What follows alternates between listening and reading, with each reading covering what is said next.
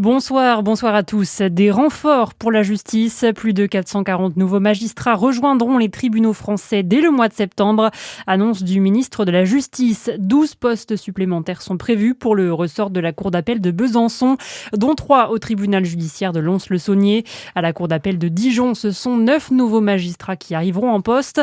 Pour Gérald Darmanin, ces recrutements prouvent que l'État s'engage pleinement pour répondre au plus vite aux besoins de justice des Français.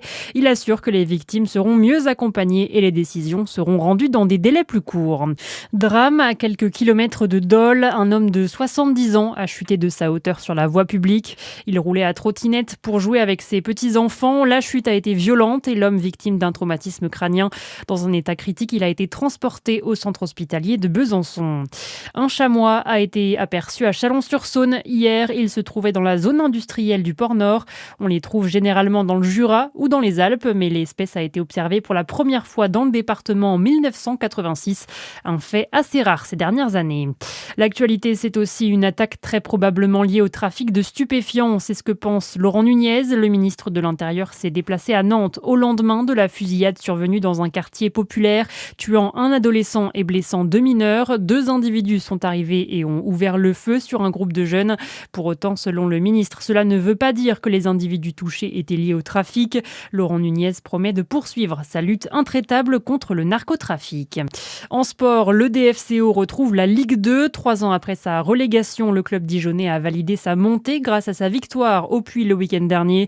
Pour marquer le coup, la ville de Dijon organise samedi une réception ouverte au public à l'hôtel de ville.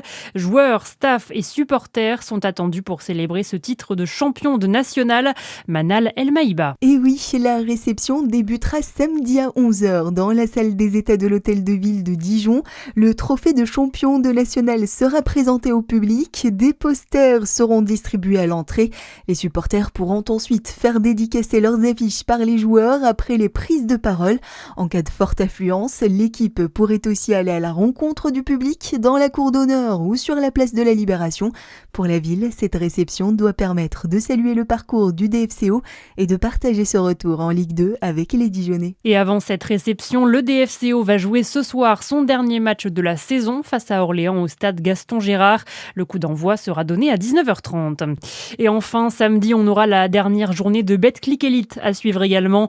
Chalon-sur-Saône se déplace à Strasbourg et Dijon affronte Le Portel. Et pas de suspense pour nos 2 équipes locales qui ne disputeront pas les playoffs de ce championnat, respectivement à la 9e et 13e place du classement. Les 2 matchs sont prévus à 19h demain. Voilà pour l'essentiel de l'actualité. Très bonne soirée sur Fréquence Plus.